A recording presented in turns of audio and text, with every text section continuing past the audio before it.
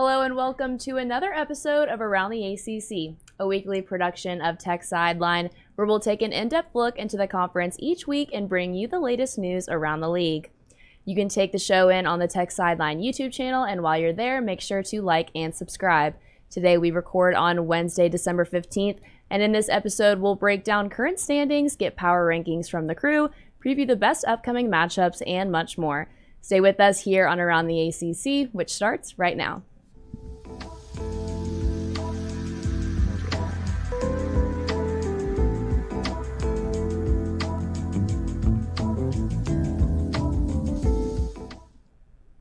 Same crew this week. We have David Cunningham, managing editor of TechSideline.com, Giovanni Heater, current freshman in Virginia Tech's Sports Media and Analytics program, Malcolm Stewart producing behind the scenes, and of course, I'm your host, Katie Adams. So let's go ahead and get started.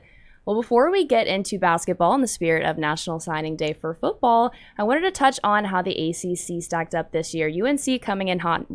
They totaled in 9 four-star commits, and then Syracuse rounding us out with the 14th ranked class. How about Mac Brown's job on the recruiting trail? Especially Virginia. Like, when you look at the top 10 kids, and this is going by purely star ratings, but when you look at the top 10 kids in the state of Virginia, Mac Brown and North Carolina have like 6 or 7 of them. And I think the only one Tech has is Gunnar Givens. Mac Brown has done a phenomenal job. I think in a lot of ways he's kind of an even better Frank Beamer when it comes to recruiting. He can go into the house. He can chat up the moms. He can chat up the dads. He can be like, your son is going to play. You know, he's going to wear the Jordan brand. And I think, honestly, you know, we've seen UNC recruit in basketball, but to be able to do it in football and at the level North Carolina's doing, I mean, they've got a top 10 class in the country. It's really insane. Yeah, I think you hit the nail right on the head. And the biggest thing is the Jordan brand. Like, people don't realize how big of a deal that is. There's only a couple of schools that do it. There's, I believe, Florida, Michigan, UNC, I'd say, are the top 3 that do it. And Mac Brown's showing up to people's houses in a Jordan jumpsuit and the brand new Jordan sneakers that you can't even get on the market yet. And, like, you wouldn't think that has a huge impact on people, but to 17-year-old kids, that's like a huge deal. He's cool, and then he can come in and spark up a conversation. But you talked about them dominating the state of Virginia. They've completely taken it away from Virginia Tech. Obviously, UVA at this point is kind of a far cry from dominating the state, but they've come in and started kind of poaching from the states around just North Carolina that was already a prominent football recruiting state. So Mac Brown, I mean, he can use the fact that he won a national championship at Texas and he coached that team in the Rose Bowl win over USC. He can use some of his history to back it up, and he's just a guy that they can trust like a grandfather at that point. But what UNC's done is kind of remarkable. Something else to note, Pitt and Wake Forest, 2 teams that just played in the ACC championship game this year, coming in at 9 and 11 in the league standings with Duke and Georgia Tech's classes in front of them. Why do you think that is? It's strange. And I think for Wake Forest, you know, we've talked time and time again about Dave Clawson being able to develop recruits. And I think that's part of it. I think Dave Clawson and his staff are really good evaluators, and so they get maybe not the most highly rated guys. It's also a private school, Wake Forest is. And, you know, they've got about 4,000 students. Now, Pitt is kind of a little bit more puzzling because Pitt is not known, not as much at least, to evaluate kids as well and develop them as well. But I think it's probably in that same realm of, you know, maybe they have a lot of – I haven't specifically looked exactly at their numbers and who they have coming back. But if I had to guess, probably both of those schools have a good, not all lot, but a good portion of their teams coming back, so they don't have to bring in as many kids. That might be part of it. But they also probably have some really not low-rated kids, but middle-of-the-road rated kids that they have really high evaluations on, and they're like, I'm going to bring these guys in here, and we're going to develop them. And, you know, that's how Wake Forest became a really, really good team this year, and you know, and potentially was in playoff contention for a while, is because Dave Clawson's been doing this same thing for a while now. I mean, I'm just going to be blunt with it. Who wants to go play football at Wake Forest? You look at what they're doing as far as their roster goes. It's not like they're churning out all of these guys that are going to be first, second, third round NFL draft picks. I don't think Sam Hartman's even going to be an NFL quarterback at this point. So when you look at that, you know, you're a kid, you want to go to the NFL. just because Wake Forest had a really good year and gelled together as a team, and they were very experience-oriented with a lot of guys coming back for a fifth year with the COVID year. They're not churning out NFL talent. They also don't have great facilities, some of the worst facilities in the ACC, and they're playing in a 30,000-seat stadium where if you go to the Carrier Dome, just as a comparison, for basketball is literally seating more than to go see a Wake Forest football game. And, I actually went down to Winston-Salem. It was my first time there earlier this year. They played Louisville. They're ranked in the top 18 at that point. It's a conference game against a good Louisville team. Game goes down to the wire. It was a close game all the way throughout, and the student section was literally completely empty before halftime, and the stadium was maybe half full, and it holds 35,000 to begin with. I mean, it's just not this attractive place to go play D1 Power 5 football, and I think that has a lot to do with it no matter how good you are. And then you look at the other side with Pitt, and I agree, David, it is a lot more puzzling, but at the same time, Heinz Field, that place is never packed for a Pitt football game. Mm-hmm. Pittsburgh, not the sexiest city, so to speak, to go play football. At least college football. At least college football, for sure. So I think that there's more around it than just winning football games. And I think that a lot of 17-year-old kids don't really care about winning football games as much as they do trying to get to the NFL and what is life like outside and who has the best facilities and how they can relate to the coaching staff and things like that. And I think that's where these two teams struggle. I think when you compare Wake Forest and Pitt and then North Carolina, there's an obvious difference, and it's North Carolina has the Jordan brand, and people want to play at North Carolina. Nobody wants to play at Pitt and Wake Forest, but there's clearly more of an edge to the Tar Heels. All right, we're going to transition into basketball and current ACC standings. Not a lot of movement this week. Some teams only going up one or two spots, down one or two spots, but mainly you have to assume that these standings are going to heat up with some big games happening on the horizon. Yeah, I think that the ACC standings at this point, again, I kind of said it last week, but they're what you'd expect right now, and you can't really take much away from them. You almost have to look more at power rankings and stuff at this point in the season, just because, you have Duke, who's without a doubt probably the best team in the ACC, one of the better teams in the country, who's sitting in the middle of the pack, and that's because they haven't even played an ACC game yet, and they haven't played in the last week. Wake Forest, UNC towards the top makes a lot of sense.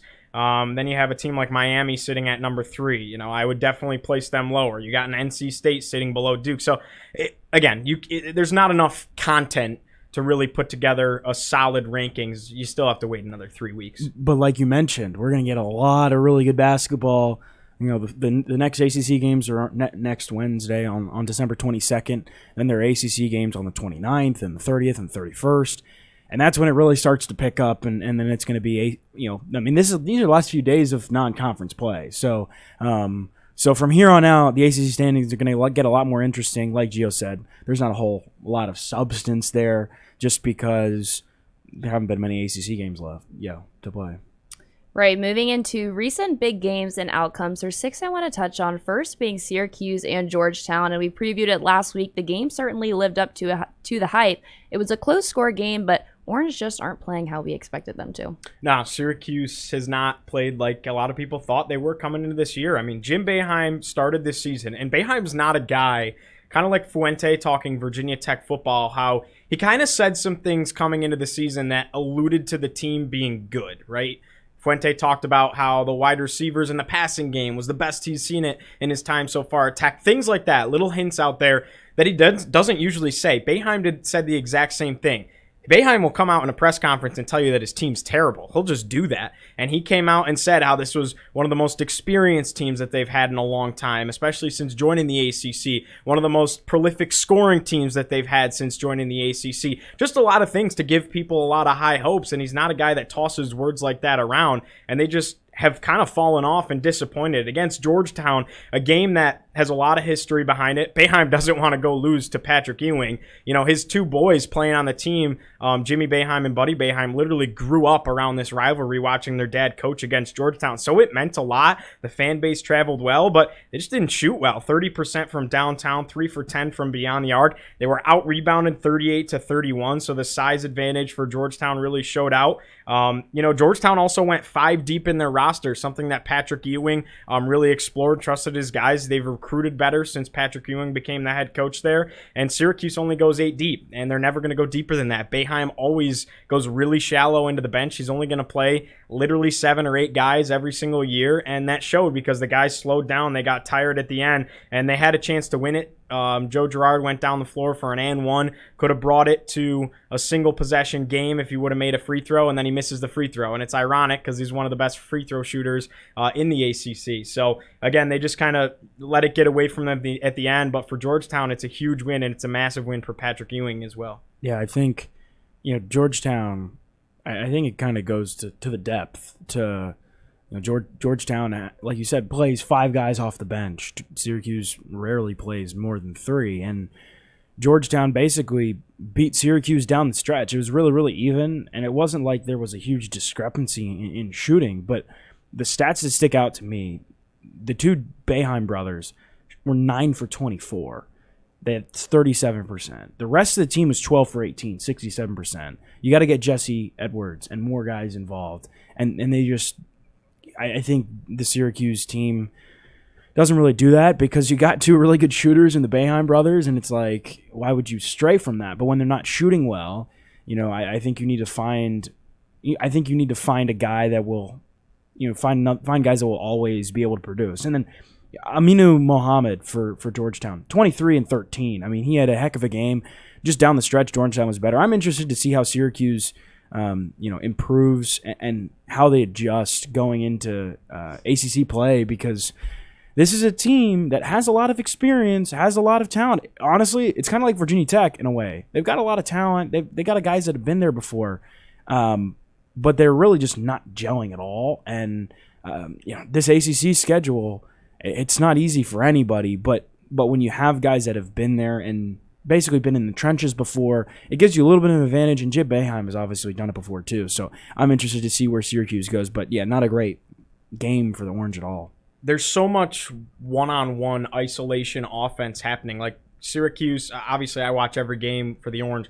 They don't swing the ball. They don't play these offensive sets. It's like, okay, give the ball to Buddy, go. And, as I'll talk about later in the show, Buddy's been off. And Cole Swider was supposed to be this prolific shooter that you could hit him off the pass and he could knock it down, and really move well off the ball and come off these screens. And he hasn't really been that. And Girard with these, ill-advised shots so early in the shot clock, they just haven't found any kind of offensive identity. And then when the 2-3 zone isn't what it's supposed to be and they're an unathletic team, and they're struggling there, especially with Girard being smaller at the top of the zone, it's just a bad mix, and they're struggling to beat teams down the stretch. They're allowing a lot more points than Syracuse typically does, and they can't back it up with the scoring.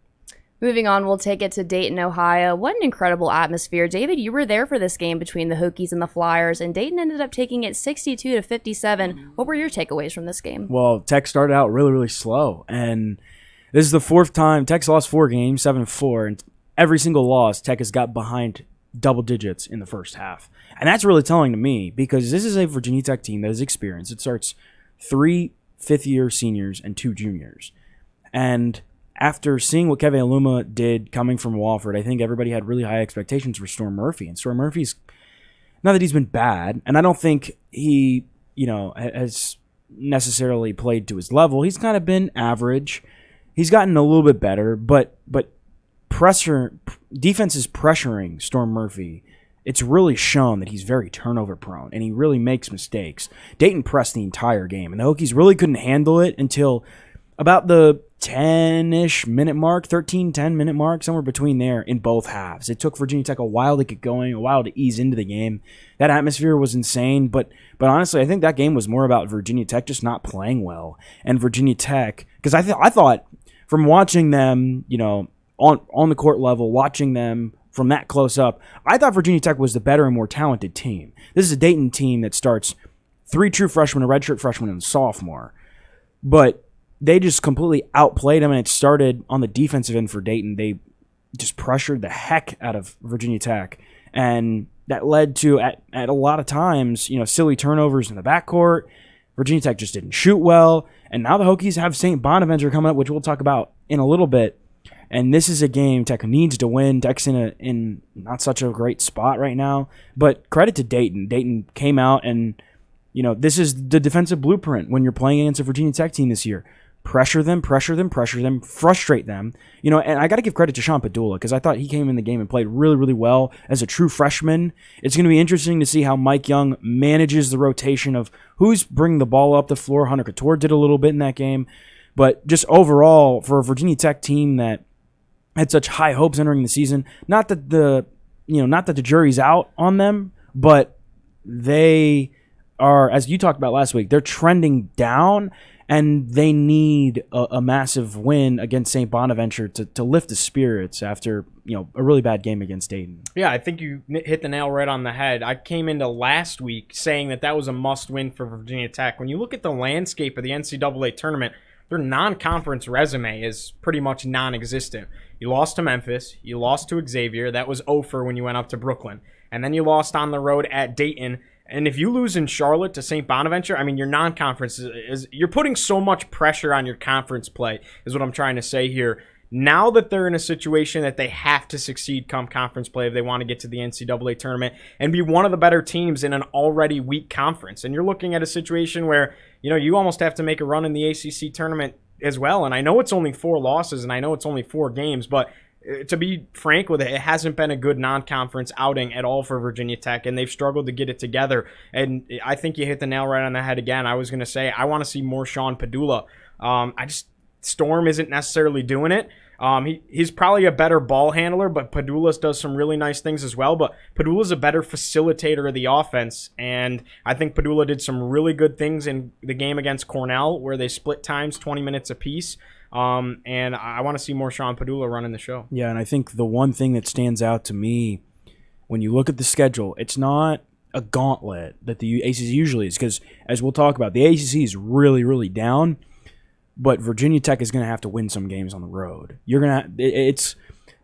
I don't know, you guys aren't huge soccer fans, I don't think, but one of the so when World Cup qualifying rolls around, one of the big things when it comes to the U.S. men's national team and just qualifying in CONCACAF, which is Central America and Northern America, the big thing is you have to win your games at home and try to get in soccer a draw on the road. You obviously can't get a tie in basketball, but from here on out, Virginia Tech, if something happens against Dayton on the road, Virginia Tech needs to be able to win its games at home, especially in an environment that we all know is, it is a really good environment in Castle Coliseum. Win those games at home with the fans right behind you, and then you're going to have to pick games up on the road. And they got Duke and Carolina on the road. Those are 2 big road tests.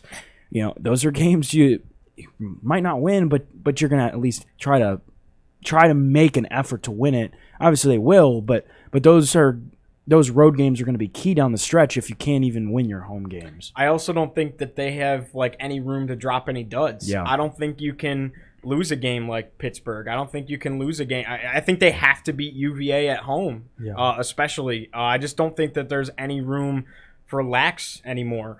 They've put the pressure on themselves going into conference play. Yeah. One of the better games of the weekend, Florida State and South Carolina, came down to the very end. South Carolina takes this one 66-65, and for Florida State, this really isn't the normal Leonard Hamilton coach team that we're so used to seeing. It is not. This Florida State team has lost 3 games in a row, and it's crazy saying that because Florida State is always good, and all of a sudden, they just aren't. And I believe you had Leonard Hamilton trending down last week, or was that me? It was I had the entire Florida State, or you had the entire Florida State team trending down. Yeah. I couldn't remember. I know one of us did, but it's Florida State continues to trend down, and it's kind of crazy to think about because this team has talent. Leonard Hamilton had one of the top recruiting classes in the country, not just the ACC, but the country, and they have not been able to do anything. Now, South Carolina played really, really, really well down the stretch. That's a big win for South Carolina. They got Clemson coming up this weekend. But just in general, it's kind of shocking to see a Florida State team, a program that we've known to be so good, even if you don't really follow college basketball or ACC basketball that closely, you know that Florida State has been pretty good recently. They were the conference champs. They won the regular season back in 2019-2020. So it's definitely strange, but South Carolina really played them well down the stretch, kind of shades of that Syracuse-Georgetown game. Just better down the stretch, better in crunch time when they needed to be. Yeah, I think it directly mirrors and reflects that Syracuse-Georgetown game. Malik Osborne and Cale Mills had 15 and 13 respectively, leading the way. But I think South Carolina played better as a team, right? They dispersed the scoring. There wasn't two guys doing it all. They moved the ball around. They let everybody get involved. And I think Florida State, it came down to making shots towards the end of the game. Obviously, in a one-point ball game, Florida State shot 37% and South Carolina shot 45% from the field. And in a one-point game like that, it's going to come down to who makes the shots in the clutch. And Florida State didn't do that, let the game get away from them a little bit. South Carolina comes away with a one-point win. It's so hard to say it's like you lost by one. It's almost like you didn't even lose. It's almost like a crime to put that loss on your record, but it does. And Florida State has been disappointing. Like you said, they lost 3 in a row, and they lost to a team in Syracuse that is a lot worse than them right now as far as their shape goes in the ACC as well. So, how good is Florida State really? But they have time to figure things out. They did challenge themselves with a tough non-conference, and there's plenty of time for Florida State to turn the tide a little bit. Now, this next one I wasn't even watching. Happened to turn on Purdue and NC State after that Hokies game and was shocked to see that it went down to the wire. Purdue really outplayed NC State in overtime, which is how they got the win. But the Wolfpack really gave them all they could handle, and Purdue is having a hard time playing consistent this year. Yeah, well, it's crazy because Purdue was undefeated heading into the beginning of the week, and then they lose a road game at Rutgers, which was crazy. Just the way it ended. Oh yeah, last second win. Yeah. Oh my gosh. But I still think this Purdue team is. I think Purdue is probably number 2 in the country. I think Baylor's probably moved up to number 1 in that spot for me. But NC State played them really, really well. And this is an NC State team. I think that with everybody in a normal. I guess if everybody in the ACC was playing up to standard, I would say NC State's probably the 7th or 8th best team. But I might even put them higher. But I was going to say with Virginia being down, with Florida State being down, with the Virginia Tech team that was supposed to be up being down, NC State could be a top 4 team in the conference. Yeah. And they've got players like I touched on Darian Sebron last week. They've got Jericho Holmes. They've got They've got some really talented guys, and they hung around with Purdue. They don't have the length. This is just the stamina to go toe-to-toe with a top 5 team in the country for that long. But shout out to Purdue. I mean, they forced overtime. Now I will say Purdue limited Darian Sebron. He only had 18 points, and I say limited. That's a lot considering he had some pretty much 20 to 30 performances past few games before that. But Purdue, I mean, they have the number 1 offense per efficiency in the country. And that was on display, especially in overtime. They really pulled away. I'm interested to see where NC State falls in line because if this team under Kevin Keatts can play consistently in the ACC, they're going to be really tough to beat. I think NC State proved that they are legit. And it's crazy when you look at the box score that NC State was even in this game. Purdue shot 50% from the field, and they won the rebound category 43-30. So not only did they shoot better than NC State, but they also demolished them on the glass. And yet NC State was leading for a good majority of the second half and made Purdue force an overtime. And again, it got away from them in the overtime period, and that offensive proficiency for Purdue really showed off. But I think the takeaway here, despite the loss, is that NC State is legit. Darian Sebron, yeah, he had 18 points, which is still a really good outing. And then I think Terkavian Smith really stepped up and proved that he can be a legit contributor on this team too. He led the way in scoring with 21 points for the Wolfpack. So NC State kind of ran out of gas in the overtime. Similar situation that we talked about with Georgetown and then with Florida State, how they just ran out of gas towards the end of the game in a tight one. But NC State, man, they're going to be fun to watch. I really like Sebron. Smith stepped it up big. They're fun, and they could have a nice year in the ACC for sure. All right, next we got DePaul and Louisville. DePaul pulled the upset, and Gio, I know you got thoughts on this one. What did you think? I just think this was a bad game for Louisville. Credit to DePaul, don't get me wrong. Really cool to see these former Big East foes go at it. But this was a tough game for Louisville. Louisville shot very poorly, and they completely depended solely on Malik Williams. He had 22 of the team's 55 points, and it was just kind of give Williams the ball, see what he can do. They struggled to get things going offensively with only a 55-point performance. It wasn't so much that DePaul is really good. It was that Louisville kind of continued to defeat themselves.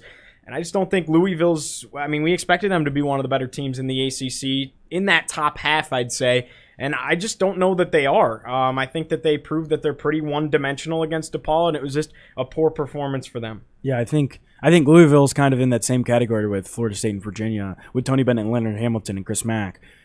They're teams in the middle of the pack in the ACC that naturally and are normally really, really good, and this year they're just kind of average or below average. But yeah, I think the Malik Williams point I'm going to touch on this a little bit later when we talk about Louisville against Kentucky, which is coming up this week. But outside of Malik Williams, it's like nobody can score, and it's really, for a Louisville team that has a lot of talent, it just kind of, they're really struggling because they're only relying on him. And they shot 39%. And shout out DePaul. David Jones had 33 points for DePaul. I mean, he played really, really well. I know you picked DePaul. I did. So that's exciting for you. We both picked Louisville. Oh, yeah. So I think this is another one of those games where, this is a game the ACC should win. And this is a game, just like I think like the Dayton game. It's a very, very similar spot where the ACC should win the game, but it's a team just kind of kicking itself and shooting itself in the foot a little bit. I think it kind of piggybacks off of what I said last week. I talked about how I think the ACC is probably the fifth best conference in college basketball right now. I think it's like the SEC and the Big Ten at the top, then probably the Big 12. The Pac-12 has some really good USC, UCLA. I mean, Arizona State's not been impressive. Oregon's been a huge disappointment, but still up there. I think the Big East is better than the ACC, and then you put the ACC at that fifth or sixth spot, and it was proven. DePaul beat Louisville, a Big East team, beat an ACC team in a situation that shouldn't happen that way. The ACC is just having a really off year, and this game kind of reflected that. And finally, with the most shocking upset of the weekend, Notre Dame gets it done at home, knocking off number 10 Kentucky 66-62 on a walk-off dunk. What a win for the Irish, especially after us and so many have doubted them this season. It's funny because I spoke with Mike Bray at ACC Media Day in Charlotte in mid-October. And Mike Bray, first of all, is one of the nicest guys you'll ever talk to. He's really, really personable. But he felt really good about his team. Because they pretty much returned all 5 starters, and they brought in a guy in Nate Atkinson, who's a really talented kid from Yale. And they just been really bad to start the season.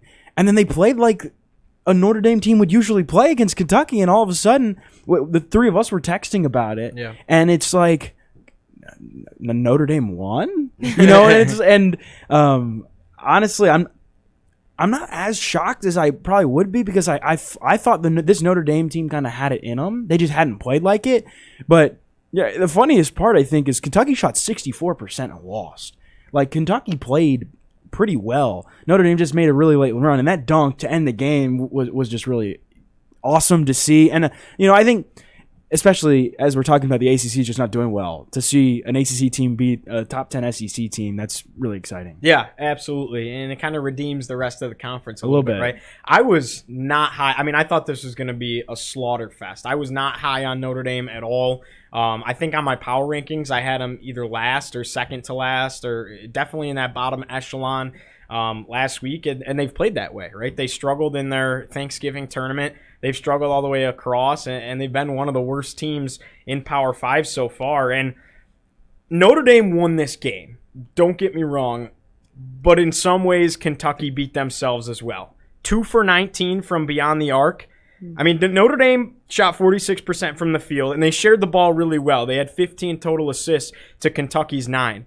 But 2 for 19 from beyond the arc is as big of a struggle as it gets, and they still only lost by 4. And basically lost by 2 without that, kind of walk-off dunk, so to speak. So, in some ways, I think Kentucky beat themselves, but that's not to discredit Mike Bray and his squad because it was a fantastic win for the Irish. That place was rocking. It was definitely cool to see, but it's tough. I don't think Kentucky plays this bad again next week, which we'll get into when we talk about our picks. I think Kentucky bounces back from this, but I think this is certainly something Notre Dame has to build off of. You can't beat Kentucky and come out stagnant again next week and then struggle through ACC play. You have to build off of this, use this as a marquee win, and continue to stride up from here, they could find themselves on our trending up if they can win a couple more for sure. I think the craziest thing was out of the 6 games we just talked about, the ACC went 1-5. Yeah. Last. I mean that is. And the one win was the one we. And didn't the one think win was possible. the Notre Dame win over Had Kentucky.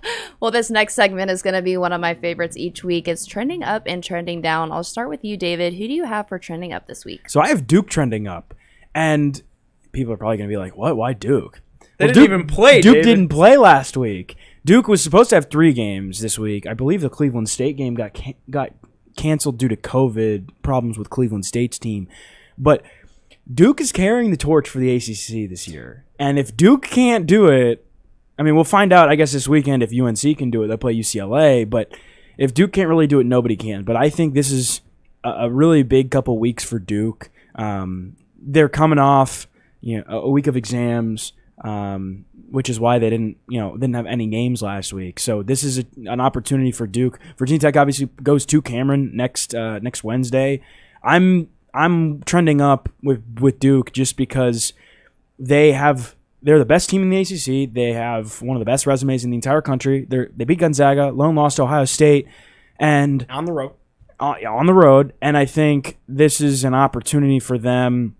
This last week was an opportunity for them to kind of get their feet under them and get back in the right headspace. I mean, when you have a week off, like that is a lot of time. You probably drive yourself crazy a little bit because you're watching a lot of film, but they've got a lot of time to just sit back and think about what they want to do now. And I think Duke's going to come out really hot over the next week or two. And Coach K's probably got that team hungry, right? Yeah. You're coming off of a loss in Columbus. I mean, that team's going to be juiced coming out for the next couple of weeks for sure. And trending up for you? I got Wake Forest. And I think this is a nice representation of what we kind of wanted for this trending up segment. They didn't start super, super hot. They were good, don't get me wrong, but then they had a loss, and it was like, okay, that's the Wake Forest people kind of expected, right? And they only had a slim win against Northwestern in the ACC Big Ten Challenge, and David dropped his pen 2 weeks in a row now. But I think that Wake Forest is emerging as one of the best teams in the ACC. Look, they won their last 4. They sit atop the ACC standings, which how much that means we're not really sure. But they do sit atop the ACC standings. They blew out Virginia Tech by 19 points, and they demolished them the entire way through on the road. That was a huge win. That was the most convincing ACC win that we've seen from any team so far in a conference game when we had that early conference slate. Jake LaRavia, Alondis Williams, and Dallas Walton have been really nice additions from the transfer portal that have made immediate impacts and emerged as really stars on this team. And it took them time to mesh, which is why they weren't super great out of the gate. And it took them a little bit to hit their stride. Now they're hitting their stride. I think this is the only team that threatens UNC and Duke at this point. This is the only team that can threaten them for one of the top spots in the conference. And I think they're definitely in that top 3. Right, moving on to trending down. David, I know your answer to this, and I think it's a little bit hilarious. Given the title of our show, who is your trending down this week? Well, I have the entire ACC trending down. And as we just talked about, the ACC was 1 of 5 in those 6 games we just talked about. Yesterday, Tuesday, Boston College lost to Albany. Like, just really, really poor. Pitt lost to the Citadel. The list goes on. Over the weekend, this ACC's just had bad games after bad games. And a lot of them have just been okay, like not great losses, but not terrible losses against more of mid-major Syracuse teams. And Colgate by 15. But that's a bad loss. And you have those losses like that continue to pile up. Pitt's had a couple bad losses. Boston College has had a couple bad losses.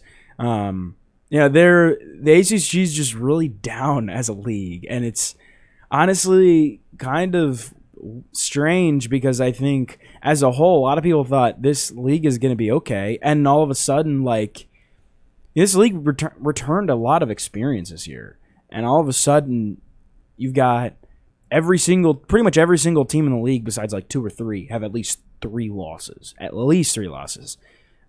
It's just been a really, really down league. And I think this is going to be a theme heading into March where the ACC is only going to get maybe 6 teams in the tournament, and that might be pushing it. I mean, teams are obviously going to have to make a run in the ACC, and the ACC schedule is going to be a factor. But as of now, I mean, if you had asked me how many teams do you think are going to make the ACC tournament from the ACC, I would probably say 4. It'd probably be Duke, North Carolina, Wake Forest, and NC State, and you could maybe throw Miami into that boat. But it's not a very high list. I'm curious to see, and this is why I whipped my phone out. I want to see what those Pitt losses were, because I remember we were talking about it pre-show. Yeah. We're putting our show together. So they lost to the Citadel in the season opener. Lost to West Virginia. That's not a terrible loss. Slim win against UNCW. Barely beat Towson. Lost to Vanderbilt. Lost to UMBC. Lost to Minnesota. Barely lost to Virginia. Barely beat Colgate 71-68, and then they're coming off a loss to Monmouth. Monmouth, that's what it was. Yeah, gosh, the ACC's bad. Right. And Gio, you're trending down a little bit of an echo on how you've harped on the fact that Syracuse has not played great this year. Yeah, my trending down is Buddy Boeheim from Syracuse, and I want to drill home. Yes, I'm a Syracuse fan, but this is an ACC show, and I'll rip into Syracuse just like I'll rip into any team, and I think Buddy Boeheim's been a little bit disappointing.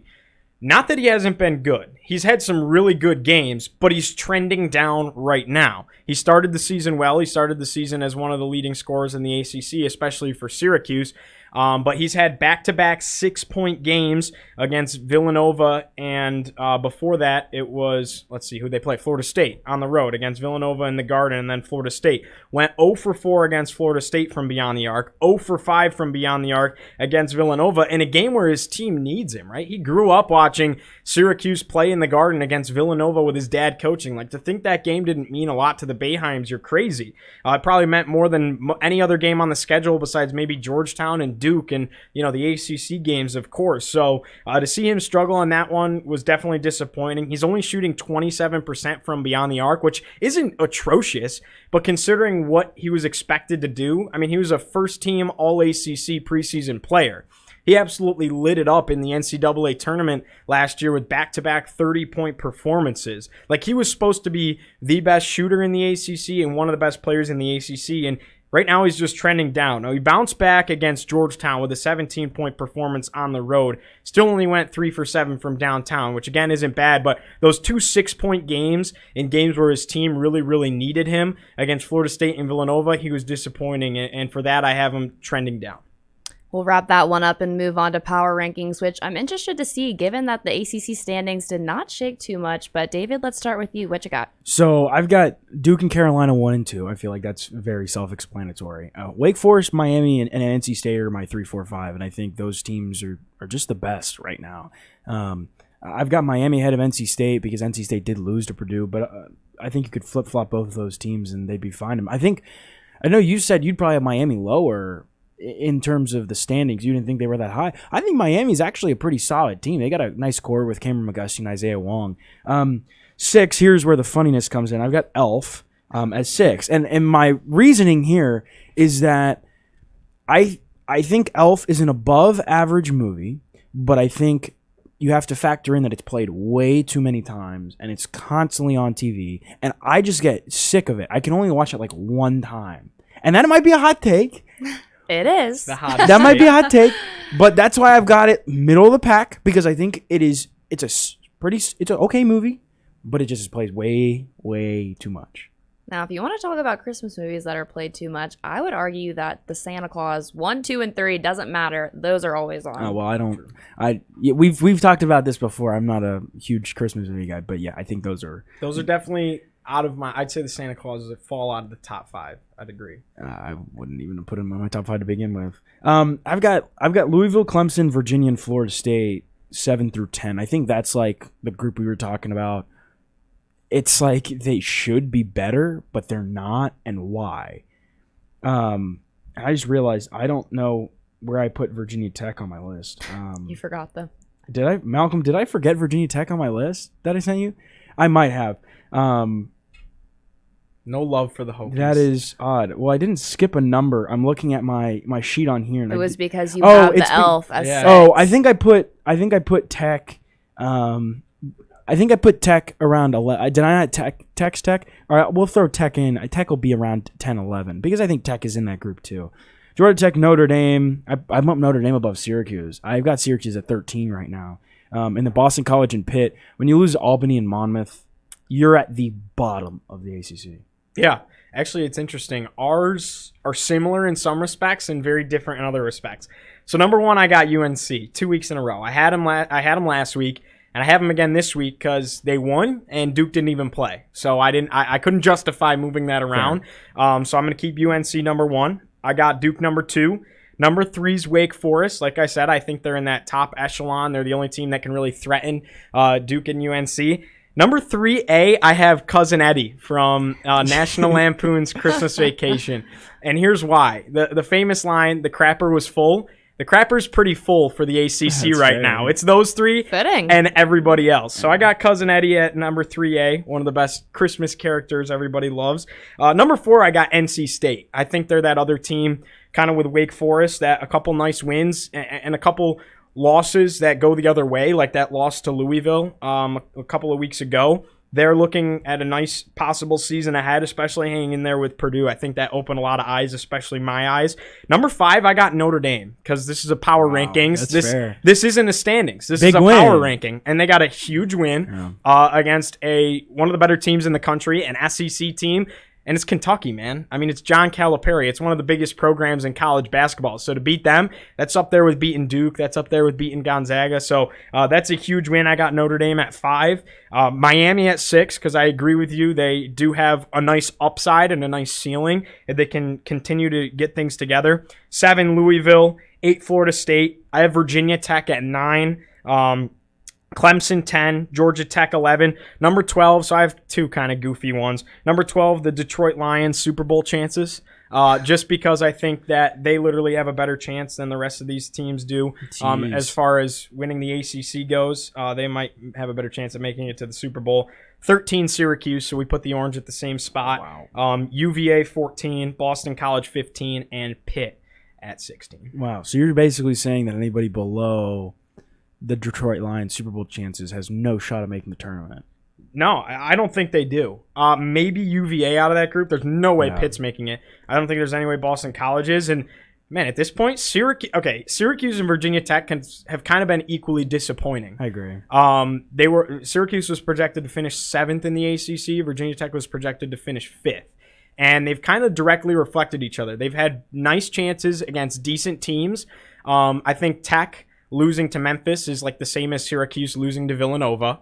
I think Tech losing to Xavier is a little bit better than Syracuse losing to VCU. Then Syracuse lost to Colgate before that, which is even worse. Tech doesn't have that bad win, but I think that loss to Georgetown on the road is similar to losing to Dayton on the road. So I think they kind of reflect each other really well. I still have Virginia Tech 9. I think they have the better upside to turn things around. I don't know if Syracuse has that right now. Now, looking ahead, not a ton of intriguing games running out this week, but next week will be a fun one. We'll preview some of those since we will not have a show next week. We got 6 games to cover starting tomorrow night. Duke hosts Appalachian State at 7 p.m. in Cameron Indoor. Could Duke be on upset watch? No, I don't think so. Yeah, no. And here's what I will say: Duke does not turn the ball over, and like this is. You know, there have been some sloppy Duke teams in the past. I mean, like even some of their national championship teams. They're the team, the Sweet 16 team, the team that Virginia Tech played when the Hokies went to the Sweet 16 with Zion Williamson and Cam Reddish and R.J. Barrett.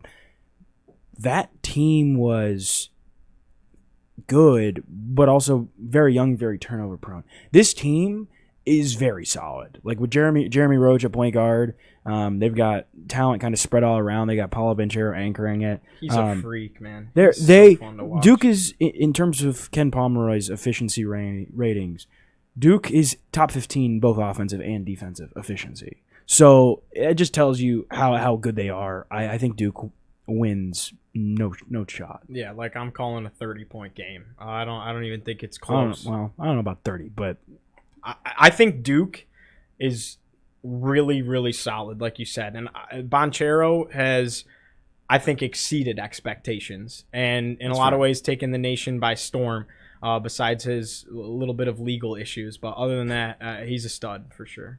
Friday night, it's a neutral site game between Virginia Tech and St. Bonaventure down in Charlotte, North Carolina in the Hall of Fame shootout. A couple other ACC teams will be there as well, Wake Forest and NC State. But you got to think that this may be a must-win game for the Hokies. Oh, 100%. I agree. I think Virginia Tech needs to win this game, especially with road games in Cameron Indoor and in the Dean Dome coming up, at Duke, at Carolina. Like, does it get any more blue blood than that? You're going on the road. Tech's only ever won in Cameron Indoor one time, and Tech's only beaten Carolina at their place. I could probably count on my hand. This is a game the Hokies need to win, and it's, as talking with Mike Young after the game on Sunday, this is an opportunity for Virginia Tech because they've had all week to prepare. They had off Monday, Tuesday, Wednesday, Thursday. So they've got all this time to get their feet right. Can the Hokies turn the ship around? Can the Hokies come out and start hot? I think those are all questions we're asking. I'm interested to see if Tech can do that on Friday. I think, like you said, David, this is a must-win. I thought Dayton was a must-win. When you're looking at, and I said it before, the landscape of the NCAA tournament, you need to boost this non-conference resume big time. And not that this is even a game Tech should win, but they have to at this point. If they would have made some comfort for themselves and beaten Dayton and maybe beaten Xavier, then I'd say, okay, the pressure's not necessarily on. And honestly, St. Bonaventure is a really, really good team that had high expectations coming into this year, and they're really experienced, and they have some depth. And I think they're the better team than Virginia Tech, but Virginia Tech has their backs against the wall and has to win on Saturday. 2 games on Saturday, although a lot of us will probably be watching bowl games. You may want to turn on these 2 games because they could be good ones. First, we got UNC going to Nevada to take on UCLA, so I guess this is a neutral site game. I think they're playing. Are they playing Vegas? I think they're playing Vegas. Okay, so big test for UNC. Hopefully they represent the ACC well, going out and getting a big win. And then we also have Indiana versus Notre Dame. Big road test for Notre Dame. Hopefully they'll be able to carry that energy after the Kentucky win. Yeah, well, I think Notre Dame, it's all about, like you said, carrying the energy. And you mentioned earlier, this Indiana team is good. I mean, they're not great, but they're good. And this is going to be another really good test. And again, like I said before, I thought Notre Dame was going to be a decent team this year. If Notre Dame can continue to put the pieces together, I mean, this needs to be a building block for their season because they're 4-4 right now. But they still have a chance to turn this thing around. And in terms of North Carolina UCLA, I'm really excited to watch that game. Number 4 UCLA hosting a really good North Carolina team. It's going to be fast-paced, lots of offense. UCLA's got a good defense. How does North Carolina's defense perform? Yeah, absolutely. I think that, I'm kind of high on Indiana, to be honest. When I watched them play Syracuse, took them to double overtime. Cuse ended up winning that one in the end. But Indiana's a good team, and they can score a lot of points in bunches. And that's kind of the impressive thing about them. You know, we know basketball is a game of runs. They're a team that can go on a run with the best of them.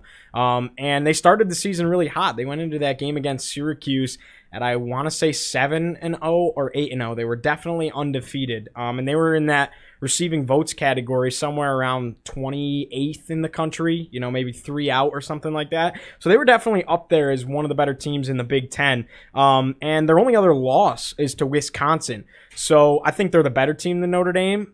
But if Notre Dame can ride off that energy and get the scoring going, that's the thing in this matchup. Notre Dame's going to have to score because Indiana's a team that can score. And even against Kentucky, Notre Dame didn't really score. I think they dropped, 66 total points. Yeah. And Kentucky, like we said, went 2 for 19 from beyond the arc.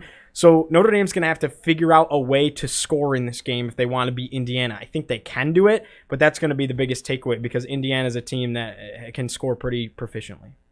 Now, like I said, no show next week. So I forgot to mention UNC. Sorry, Katie. Go ahead. You're good. Now, like I said, no show next week. So because of that, let's fast forward to next week because we got 2 big ones a week from tonight. First one is a rivalry game. Louisville taking on the 21st ranked Kentucky Wildcats, which is a big drop from 10 after that Notre Dame loss, dropping 10 or 11 spots. But would be a significant win for Louisville if they're able to get the job done at Kentucky. Yeah, I mean, I think Louisville and Kentucky, it's always one of the, I wouldn't say best, but it's always one of the most intriguing matchups in the country, especially with the John Calipari, Chris Mack beef. That's always really intriguing to watch.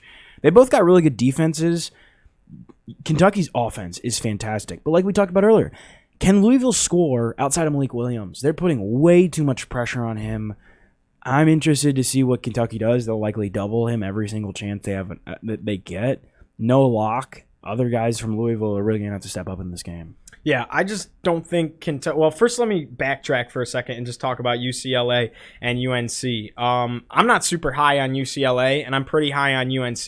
With that being said, there's still a gap there, and I think there's more to talk about when we get into our picks. But for Louisville and Kentucky, I don't think Kentucky has as bad of a performance that they did against Notre Dame again. Like, even in SEC play, 2 for 19 from the field is pretty, or from 3-point. Because they shot 64% from behind the arc, which is insane. 2 for 19 from 3, and they still shot 64%. Yeah, it's absurd. So they're very efficient inside, but I don't think they have that bad of an outing across the board again from beyond the arc. That's just a really unique situation. And I think just like in the matchup we just talked about, Louisville has to figure out a way to score. Chris Mack has to figure out how to score against this fairly lengthy John Calipari Kentucky squad. I think it's a fairly even matchup, but Louisville's kind of been disappointing. So it's an interesting one for sure, but doesn't get better. These two, a nice in-state rivalry. It's prime time on ESPN. A lot of eyes are going to be locked on the Cards and the Wildcats for sure. And then the challenging games on the road do not stop for the Hokies. They got the Blue Devils on deck, and Virginia Tech has not had a lot of success in Durham as of late. Have not won there since 2007. Yeah, that's the only win in program history at Duke. They had one game in 2004-2005, the infamous Sean Dockery half-court shot. It's so difficult to win at Duke, especially in Coach K's last season. I mean, this is a game the Hokies... I don't want to say it's a must win. I mean, because there's a lot of games that I think you could label a must win. This is a game the Hokies need. It probably won't happen because you're playing Duke at Duke, but Virginia Tech is really going to be tested. And this is going to be a good glimpse, especially after we see the St. Bonaventure game. This is going to be a really good glimpse to see how good is Virginia Tech. Can Virginia Tech compete with the top teams in the ACC? Because this is the only time in the regular season they will face Duke. They face Carolina again, but this is the only time they'll face Duke for the rest of the season. How is Virginia Tech going to prepare, going in, playing at Duke, fast-paced team that's really good on both ends of the floor?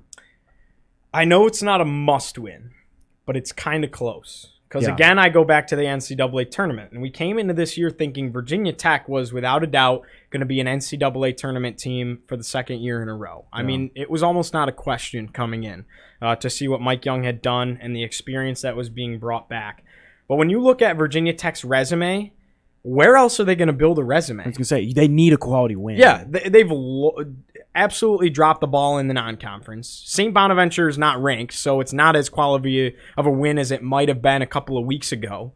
You have Duke and UNC, and that's pretty much it, because you got blown out by Wake Forest already, and I don't think anybody else in the ACC is going to end up in the top 25 again, besides maybe Wake Forest. So it's pretty much Duke, UNC, and that's it for your chances to get that quality win. And then you maybe can pick something up in the ACC tournament. But as far as your ACC regular season goes, this is almost a must win because the opportunities for that marquee win are so few and far between, and they've already dug themselves in this hole. Do I think it's going to happen? I don't know, but the backs are against the wall for the Hokies right and this is the best team Tech will play all season. Oh, without a doubt. So this is if you want to help your resume out, especially if Tech loses on Friday against St. Bonaventure. If Tech wants to help out his resume, it needs a win. Well, now that we've previewed the games, let's do some speed round picks. But before we get into that, I want to do some debriefing of the picks from last week. Oh boy. I did win the week. I went 5-2 with my picks. Gio, you went 3-4, and then David 2-5. Yeah, that was. So let's see if we can have some redemption this week.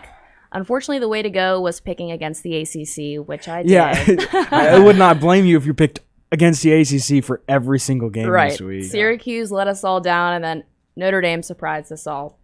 So let's get into it. Duke and App State. Who do you got, Gio? Duke. All right. And for you? Duke. I also have Duke. Virginia Tech and St. Bonaventure. Virginia Tech. And just to quickly go into it, I know it's supposed to be a speed round.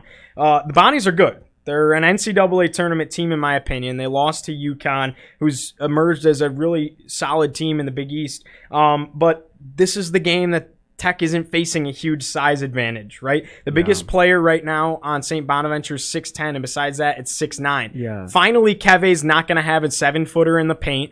And they have size advantage at a couple of the guard spots, but still, that's been the one thing that Virginia Tech has struggled against. And I think finally they can find their stride, especially with the pressure that they're under. I think Mike Young inspires this team to realize how far against the wall their backs are, and they pull off a big win in Charlotte. Bonnie start 5 seniors. And with that comes, I mean, you know they're going to come with a really, really good defensive game plan. I've got St. Bonaventure. I'm going to take Virginia Tech, and I really hope I'm not wrong. But moving on, Notre Dame and Indiana, who do you got? I have Indiana in this one. Again, Notre Dame had a fantastic win against Kentucky. It's something they need to build off of. Indiana started really hot, 7-0. Their only losses are to Syracuse and Wisconsin. They played hard in both of those. I'm just high on Indiana right now. I'm high on the Big Ten, just like I was last year. I got Indiana, and I don't even know if it's that close. I could see it being a 5+ point ball game. In 2-point percentage defense, which is a stat that Ken Palm produces that basically breaks down 3-point percentage defense as 2-point percentage defense, Indiana's number 2 in the country. They play really good defense. We talked about can Notre Dame score. I don't think against this Indiana team. I've got the Hoosiers. I have Indiana as well. Next one, UNC and UCLA, a game that I think all of us are super excited to watch. I'm going to take UNC, and they're going to get the upset for the ACC. Ooh. Who do you got, Gio? I'm also going with Davis and the heels, Herb and the heels, so to speak. I think that UNC is pretty good, and beyond that, I'm not super high on UCLA. They've had close games all the way through, but they kind of got embarrassed by Gonzaga, and they kind of showed off that gap a little bit. And I think that win versus Villanova isn't all that impressive anymore. Villanova was in a tight game with Syracuse trailing at halftime, and even in that, they shot really poorly from the field, something like 3 for 20 from beyond the arc in the first half. I'm just not super high on Villanova. I don't think that win for UCLA is all that impressive. And in their one test against Gonzaga, they were blown out. And then, they've played some other games like UNLV, and those games were closer than they should have been. And I'm just not super high on UCLA. I think this could be a huge win for the Heels, and I got UNC.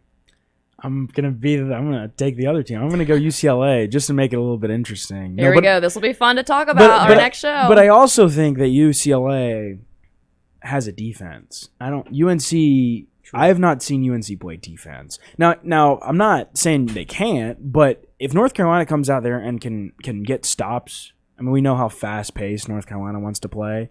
If North Carolina is going to push it, and UCLA will answer. But I think UCLA will be able to get stops when it needs to. I think that's going to be the difference. If North Carolina can come out and get stops, it's going to be a really interesting game. But I've got UCLA because of their defense. The one game they did play good defense was against Michigan, which is a huge test, fair. and they held them to 50-something points. In the rivalry game, Louisville and Kentucky, who wins it, Gio? Louisville and Kentucky. I am going Kentucky. I just don't think. I think Louisville's been disappointing, and I think Kentucky bounces back big time. Calipari's going to have that team ready to go. Nobody's happy when you lose to Notre Dame in a game that you were expected to win by 10 points plus. And I don't even think it's close. I got Kentucky. I got the Cats. I just think it goes back to who on Louisville can score outside of Malik Williams. This is a Kentucky team that is insanely good defensively. You're going to have to find other ways to score. I don't think they will be able to do that. Kentucky. I have Kentucky as well. And then for our last game for picks, Duke and Virginia Tech, we said it was a must-win. Well, no. We said close. The Bonaventure win was a must-win for Virginia Tech. The Duke game kind of up there as well. What happens in this game? What's your pick? I got Duke. What's your pick? I've got Duke. I mean, no, I don't think it's impossible. But I mean, this is up there, I think you're smiling. I think you're going to pick Tech, but in all honesty, I think Duke has size, Duke has length. Virginia Tech does not. And one of the most interesting things, obviously, this is an ACC podcast, but we also, talk about Virginia Tech. We go to school at Virginia Tech, and covering somebody who covers Virginia Tech full time now. Looking and examining Virginia Tech and the way Mike Young's used his roster, he has not gone into his bench a lot outside of David Gasson, Darius Maddox, Sean Padula. John Ojiako is the biggest guy Tech has, and he's barely played. I feel like there's just not a high level of confidence there, and I just think Tech's going to be overwhelmed in a game that, this is a really, really talented Duke team. I think Tech will stay in. I think it'll be a close game, but I think the Blue Devils will win. All right. I'm going to give the fans what they want. Let's go Hokies, baby. Woo! Virginia Tech taking down Duke on the road in Durham for really no reason at all. I just think that Virginia Tech has their backs against the wall, and why the heck not? Go Hokies, man. All right, well, we'll see. And next time we meet, we'll be able to talk about these picks and who got them right and who may have got them wrong. Well, that's going to do it for this episode of Around the ACC. Want to thank everybody on set today. David Cunningham, managing editor of TechSideline.com. He is at The Real D Cunna on Twitter. Giovanni Heater, he is at GeoHeater on Twitter. Malcolm Stewart, our wonderful producer behind the scenes. And I am Katie Adams, signing off on this episode of Around the ACC. Enjoy the games this week and next week. We'll catch you next time.